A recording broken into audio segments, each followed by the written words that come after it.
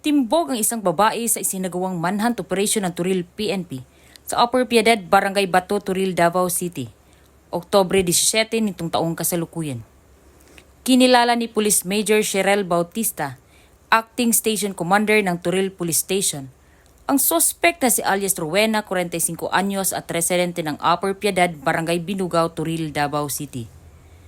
Dagdag pa ni Police Major Bautista, aresto ang sospek ng mga tauhan ng Turil Police Station sa bisa ng warrant of arrest sa kasong Special Protection Against Child Abuse, Exploitation and Discrimination o RA 7610 na may inirekomendang piyansa na nagkakahalagang 80,000 pesos.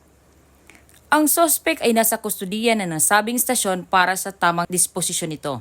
Samantala, ang laban kontra kriminalidad ay patuloy na pinapaigting ng Police Regional Office 11 sa pamumuno ni Acting Regional Director Police Brigadier General Leon Victor Z. Rosete, alinsunod sa kampanya ng Bagong Pilipinas na panatilihin ang kapayapaan at kaayusan tungo sa pagsulong ng bansa. Dito sa Police Regional Office 11, ako ang inyong PNN correspondent, Patrolwoman Reyna Rose Disipulo, alagad ng batas, tagataguyod ng Balitang Pulis.